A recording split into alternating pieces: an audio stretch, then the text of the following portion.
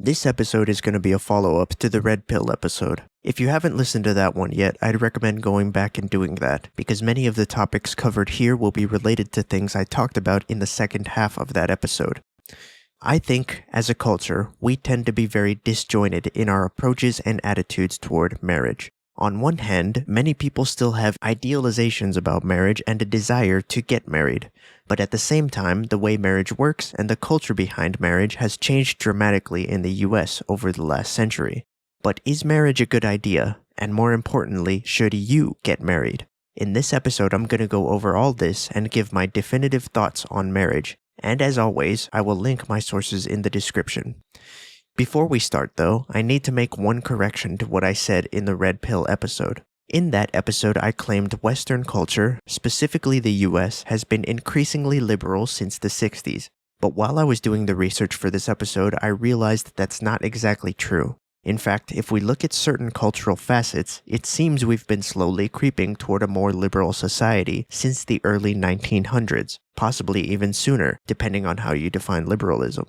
For instance, in the early 1920s, women already made up 21% of all gainfully occupied persons in the US, according to the Department of Labor, and had already gained the right to vote. Also, in the 20s, there was a push among sociologists for something called companionate marriage, which was a more progressive view of marriage focusing on the sexual and emotional needs of the spouse, rather than on the child-rearing aspect of the relationship. Of course, the culture as a whole was still mostly conservative back then. It's only recently that the US has become mostly liberal, but it seems like the push for liberal values has been happening for much longer than I thought. And despite the fact that conservatism is made out to be a big bad wolf by many outlets in recent times, the truth is that the culture itself, even conservative culture today, has strongly liberal elements to it, which reflects just how liberal we've become as a society. I'm not saying this is a good or a bad thing, only that it is certainly a thing. So what does this have to do with marriage? A lot, actually. As I explained in the last episode, there is a huge difference between sexually liberal cultures and sexually conservative cultures. Basically, in sexually liberal cultures, love and/or emotion is the central focus of sexual relationships, whereas in sexually conservative cultures, responsibility and/or child-rearing is the central focus of relationships. This has a dramatic impact on marriage because sexual relationships are usually the basis for marriage. Now, part of the problem with marriage in the US right now is that it's a mixed bag. As a society, we can't really decide what marriage is. We used to have a conservative culture with conservative marriage laws, but in the last 50 to 60 years, we've transitioned to a sexually liberal society with sexually liberal marriage laws. But at the same time, many people still think of marriage as a conservative institution and will engage with marriage as if it were still a conservative institution. Let me give you some examples to show you what I'm talking about. In the year 1900, you could not get a divorce for any reason. If you wanted a divorce, a specific case had to be made against your partner in a court of law. For example, you would have to prove that your partner had committed adultery or had abandoned the relationship, and you'd need sufficient evidence to demonstrate that. And even then, the court might not grant you a divorce. Instead, a judge might simply suggest a change in behavior or lifestyle. Now, a feminist might tell you that the reason why divorce was so hard to do back then was because men wanted to oppress women. But I think the truth is probably a little more nuanced. Remember, in conservative cultures, sexual relationships are considered a responsibility, not a vessel for emotional fulfillment. If you said, "till death do us part," the courts took that to mean something. In a conservative society, it is viewed as your duty to stay in a long-term relationship, because stable relationships are generally better for children and for productive society as a whole, which means that the government wanted to make it hard to leave relationships unless it was absolutely necessary. Contrast this to today, and we have something called no-fault divorce laws, which allows for the dissolution of marriage without wrongdoing by either party. All you'd really need to do is cite irreconcilable differences, and as long as your partner agrees to this, you have a divorce. In many cases, you don't even need the consent of your partner to get a divorce, such as in separation divorce, divorce through mental hospitalization, and fault-based divorce. These types of laws demonstrate the fact that marriage has liberalized quite significantly over the last century, and also reflects the broader liberalization of culture. Because if our culture was not mostly liberal, these laws would not be accepted. But why does all this matter? Well, in the beginning, I asked the question, should you get married? The answer is, it really depends. If you're a left-leaning person who likes the liberal version of marriage, then the way marriage is set up now should be totally fine. From a liberal perspective, marriage should be a voluntary contract which anyone can opt into and opt out of at any time. Does that mean you should get married? Well, if you simply want to get married and you know the culture and laws around marriage and are okay with them, then I'd say go for it. It's not like anything I'm going to say will stop you anyways. The problem is, not everyone likes the liberal version of marriage, which we currently have. In fact, there are many liberal people who see no point to marriage, even with the current laws. I used to be one of those people. Around 2013 to 2014, I was a far more left-leaning person, and back then I was busy trying to become a writer. At that time, I was in the process of writing the list that this podcast is based on, and one of the topics I wrote about was marriage. Back then, my thoughts on marriage went something like this.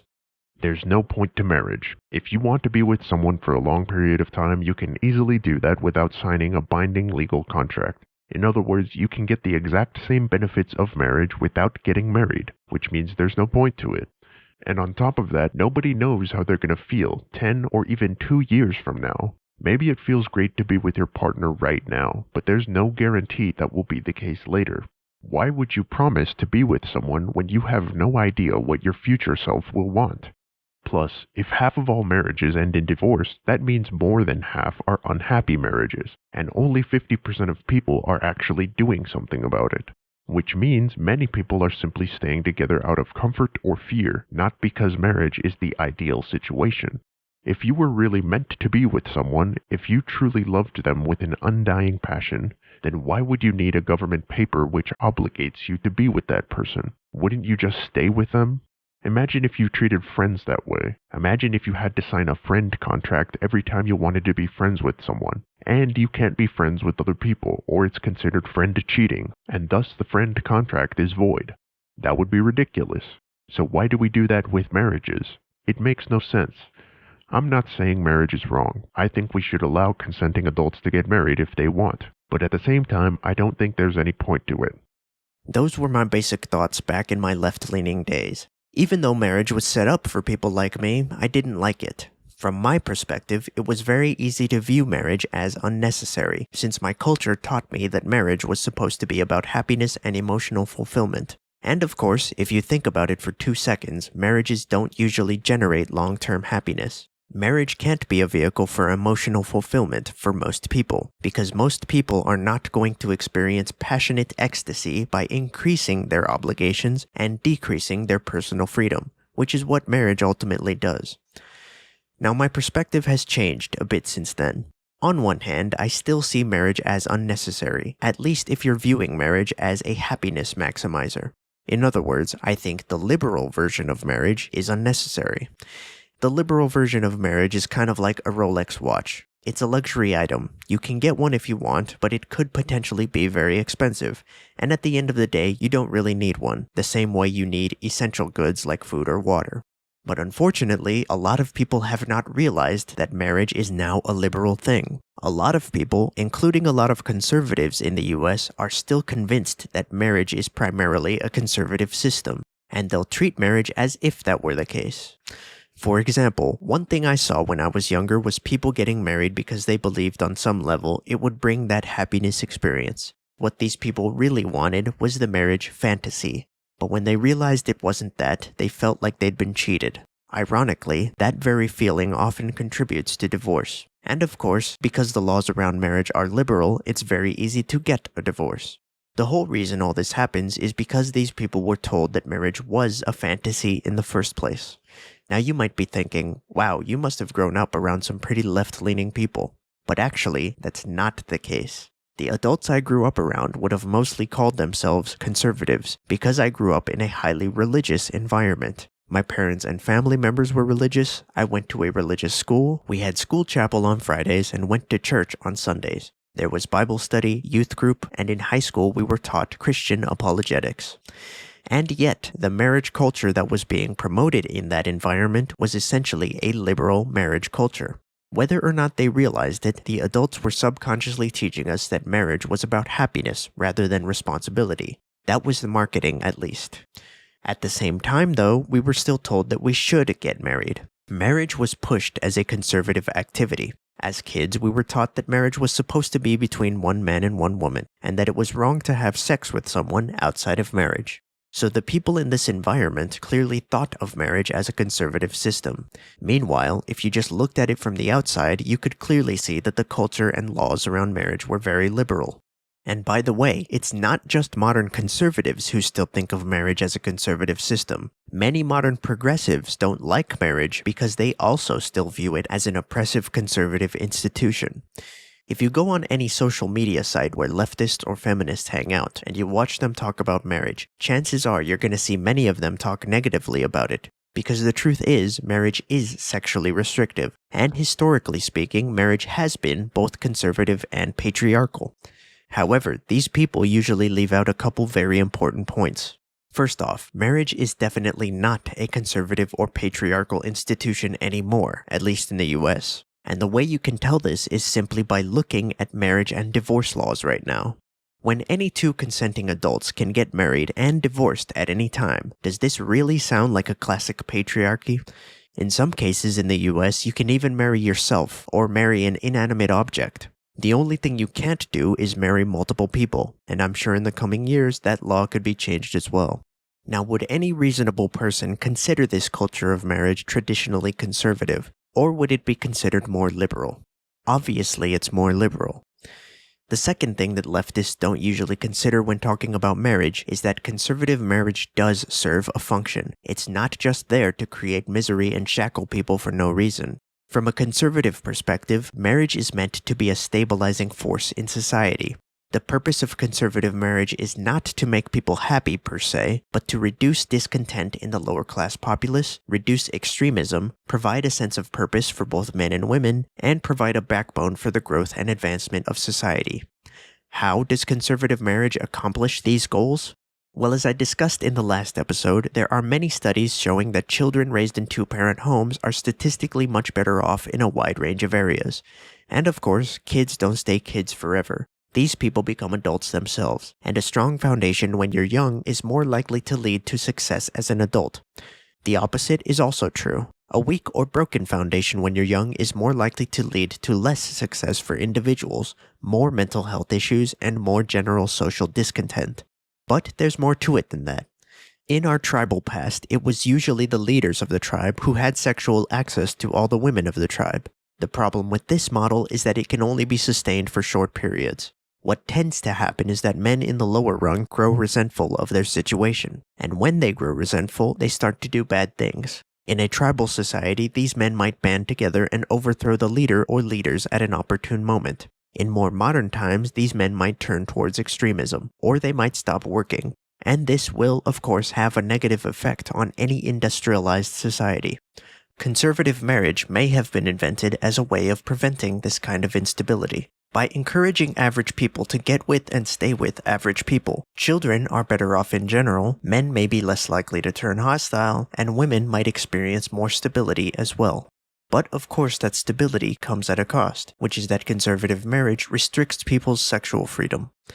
Also, as I explained in the last episode, women tend to want men who are above average in some way, rather than the average man.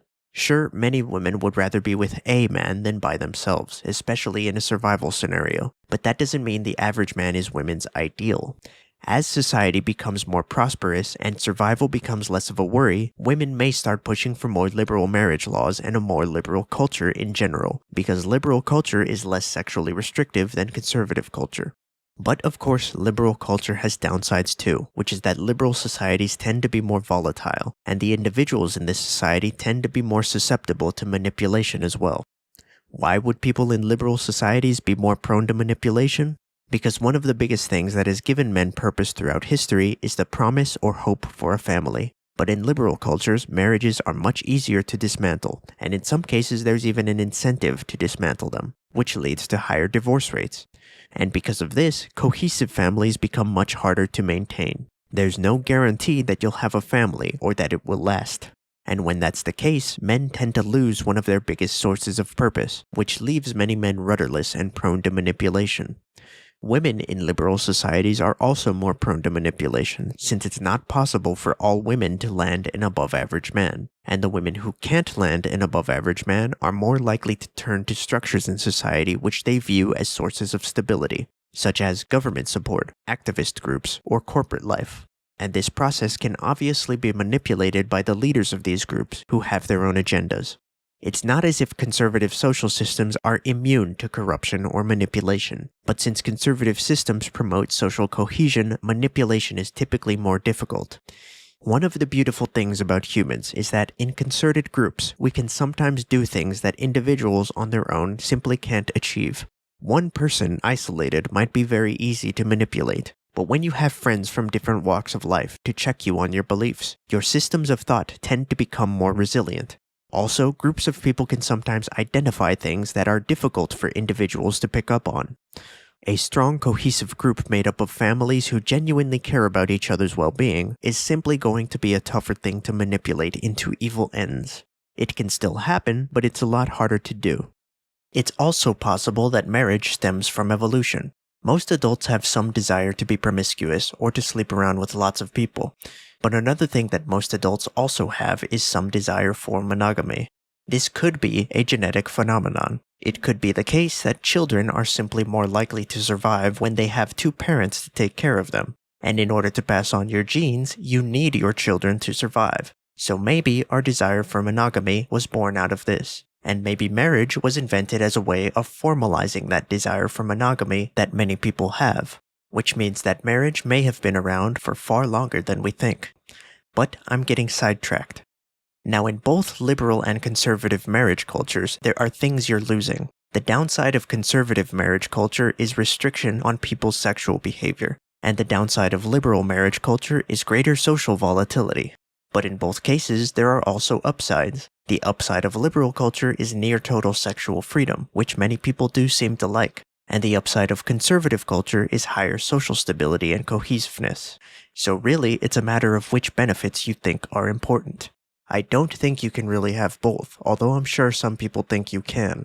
If you're someone who really truly believes it's possible to have maximum freedom and high social stability, I'd challenge you to create a better system. Of course, any system you come up with will likely have its own downsides. Still, I could be wrong. If you believe that I'm wrong, well, I'd say don't just be someone who believes, be someone who creates. For what it's worth, I leaned left on marriage for a long time, but now I see the value of the conservative approach. It is possible to have too much freedom to the extent that other aspects of your life or society suffer, and ultimately I think social stability is more important than maximum freedom in the long term. However, I do think it's also possible to be too conservative. If the laws and culture are too sexually restrictive, or if people in conservative positions of power are regularly abusing their power, eventually people will get fed up with that environment and start pushing against it, as they should. Also, conservative marriage systems do tend to be patriarchal, and as any feminist will tell you, feminists absolutely hate the idea of patriarchy. But of course, we live in a world where power imbalances are unavoidable. If men are not the ones in power, it will be women in power, and that will present its own class of problems. It's not as if the world will just become an automatic utopia if women were to gain power. It might be a utopia for a small number of people, but not even every woman would like that world, because believe it or not, there are women who have conservative views and lean conservative on many issues. Not to mention the fact that it's men who will essentially be the slaves of such a system. And although extremist feminists might be perfectly fine with men being slaves, there are plenty of men who could do genuine good in society who would be suppressed in such a world. And furthermore, many of the lower class men in this society will simply be dissatisfied with their situation, and are more likely to turn to extremism because of that. And when extremism rises, so does violence and chaos. It's simply a fact. Such an environment could lead to eventual societal collapse. The only way to prevent that kind of violence and chaos is to essentially become an authoritarian, restricting what men are allowed to watch and listen to, how men are allowed to live, what they're allowed to say, and how they're allowed to interact. And if your society were to become that authoritarian, I promise you there will be people defying your rules, subverting your authority, and telling you to fuck yourself, as they should. In a certain sense, conservative marriage culture is a trade-off. You are trading your sexual freedom for greater social stability without the need for a dictatorship. But the thing is, for marriage to work as conservatives intend, marriage needs a conservative culture and conservative marriage laws to go along with it, which we do not currently have. Certain right-leaning people have an easy time with marriage and relationships, but these same people will often promote marriage and act like marriage just works, when really it just works for them. Also, these kinds of conservatives usually don't take psychology into account. Not everyone is like you, or can be like you. People have drastically different personality traits as well as different intelligence levels. You can't expect everyone to easily navigate marriage and relationships because marriage and relationships are complex things. Not everyone can be a mensch.